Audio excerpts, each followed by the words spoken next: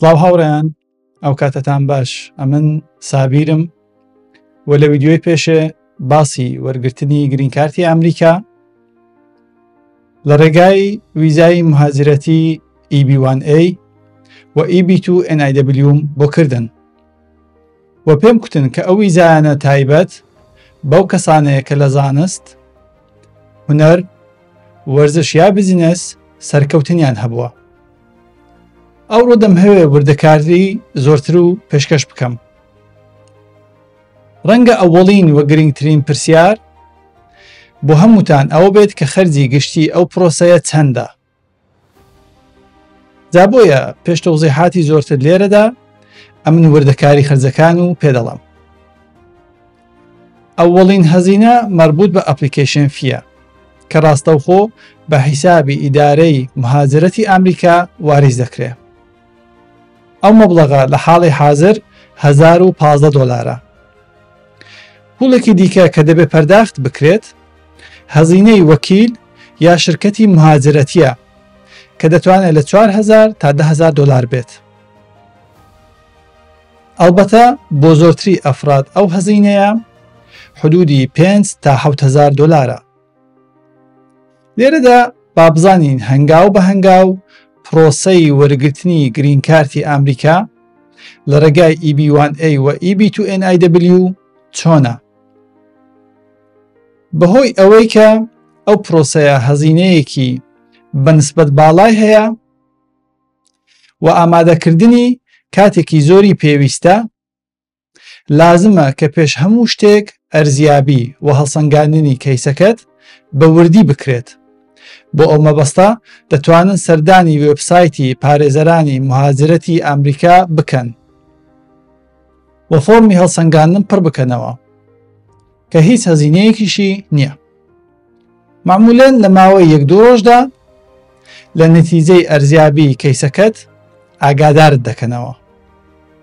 ئەگەر ئەنجامی هەڵسەنگاندنی کەیسەکەت ئەرێنی بە موسبەت بێت، تێچوون و مەرجەکانی گرێبەست لە هەمان ئیمەیلدا دەنێردرێت کە نەتیجەکە ڕادەگەیەنێت.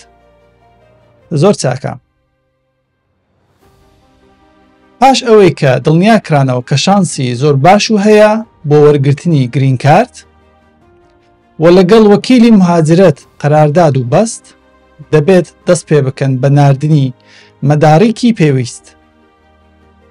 لێرەدا ئەمن لیستی ئەو مەدارکانە و کە معمولەن پێویستن ئامادە بکرێن و بنێردرێن پێڕادەگەیەنم.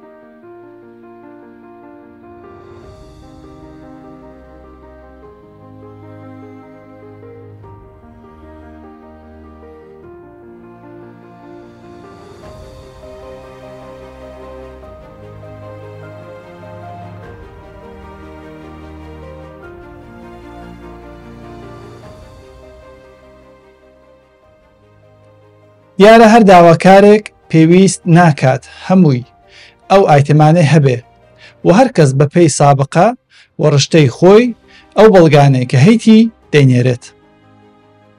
دەبێ بزانن ئەو مەدارێکی کە بە زمانی ئینگلیسی نییە دەبێت تەرجمە بکرێتەوە و کەسێک کە بە زمانی مەدرەکەکە و زمانی ئینگلیسی مسەلەتە دەبێت تەرجمەکان تەئید بکات. کاری تەرجمەکە دەتوانن بە خۆتان یا هەر کەسێکی دیکە بیکات و ئەو کەسەی کە تەرجمەکان تەئید دەکات پێویست نییە متەرجمی ڕسمی بێت و دەتوانێت هەر کەسێک بێت کە بە ئینگلیسی مسەلەتە. زیمنەن پێویست ناکات مەدارکەکان و بەڵگەکان لە ڕێگای هیچ ئۆرگانێکی دەوڵەتی یا دادگوستەری تایید بکرێن. لێرەدا ئەمە نمونەیەک لە سرتیفیکیشن کە دەبێت لە خوارەوەی تەرجمەی هەر بەڵگەیەک زیاد بکرێت پێنیشان دەدەم.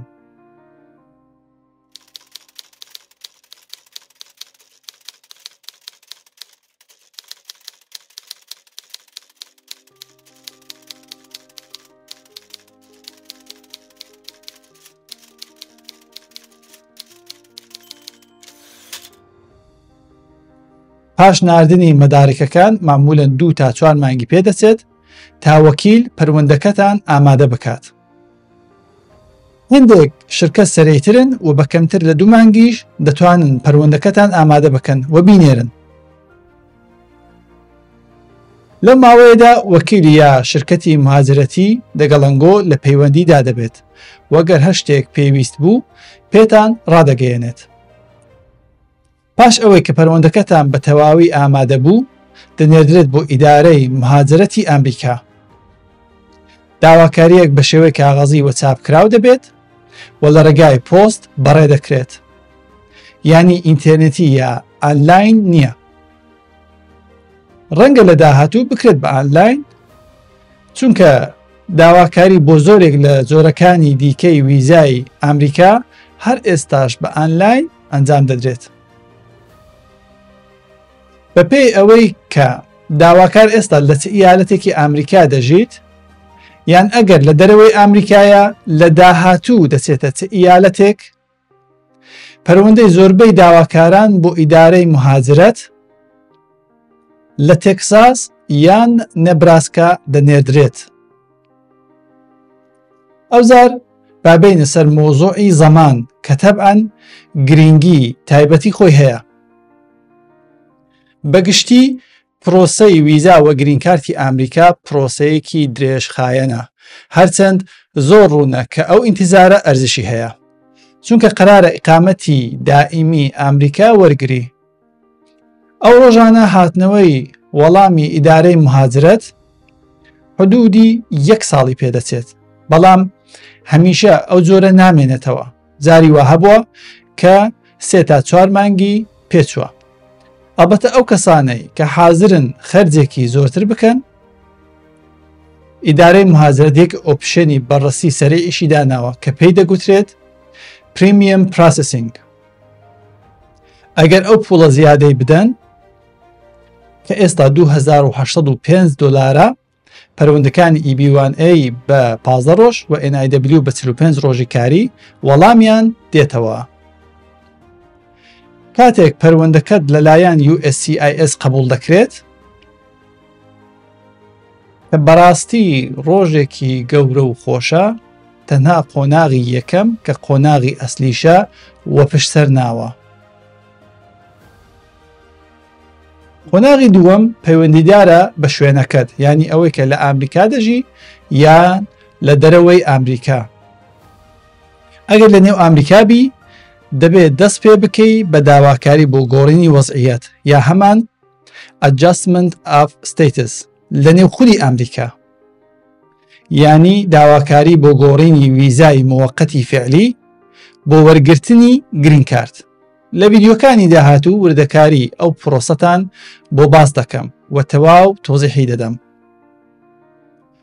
بەڵام ئەگەر لە دەرەوەی ئەمریکابی پێویستە کە یەک ویزای ئیقامەتی لە سفارەتی ئەمریکا وەرگری کە لە ئەسڵدا ئەو ویزایە بۆ ئەوەیە کە بتوانی بۆ جاری ئەوەڵ واریدی خاکی ئەمریکابی. پەروەندەی ئەو کەسانە لە USCIS یا هەمان ئیدارەی مهاجرەت دەچێتە ناشنال ویزا سنتەر کە بە NVC ناسراوە. پاش چەند ڕۆژێک NVC ئیمەیلێکی بەخێر هاتن یان هەمان وێلکام لێتەرت بۆ دەنێرێت و پێتان دەڵێت کە دەبێ چ بکەن.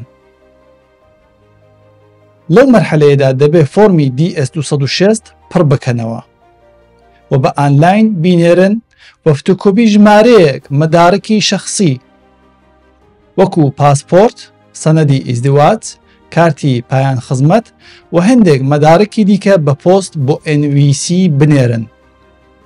هەروەها دەبێ ئەپلیکیشن فی بە ئانلاین پەرداخت بکەن. پاش ئەوەی NVC مەدارەکەکانی تەئید کرد، لە سفارەتی ئەو وڵاتەی لێی دەژی کاتی مساحبەت بۆ دیار دەکەن. ئەگەر لە ئێرانیش بی لە یەکێک لە سفارەتەکانی نزیک ئێران وەکو ئیرەوان، ئەبوزەبی یا ئەنکارا مساحبە دەدەی. بەرحاڵ کاتێک لە سفارەت ویزای ورود بە ئەمریکات وەرگرت، واردی خاکی ئەمریکا دەبی و لەوێ گرین کارتەکەت بۆ ئادرسی ماڵەکەت دەنێردرێت. لە داهاتوو بۆ ئەو مەرحەلەیەش جوزئیاتی زۆرترتان پێشکەش دەکەم. یەک مۆزوعی مهمی دیکە ئەوەیە کە لە مەرحەلەی وەرگرتنی ویزا بۆ ئێرانیان یا خەڵکی وڵاتێک کە لە نەزەر ئەمریکا زۆر ئەمن نییە، زۆر جار داواکار لە هەمان ڕۆژی مساحبە ویزای پێنادرێت و لە پاش مساحبە پێی دەڵێن کە کاری بەڕەسی پەروەندەکەی تەواو نەبووە و پێویستی بە تاقیقاتی زۆرتر هەیە. لە ڤیدیۆکانی داهاتوو ئەو پرۆسەیە کە بە ئەدمینیسترەیتیڤ پرۆسەسینگ دەناسرێت بۆ ڕوون دەکەمەوە. لێرەدا گەیشتین بە کۆتایی ڤیدیۆی ئەمڕۆ. تکایە کاناڵەکەم سابسکرایب بکەن و بەو دۆستانەی کە بەکەلکیان دێت بیناسێنن. زۆر سپاس و کاتێکی خۆش.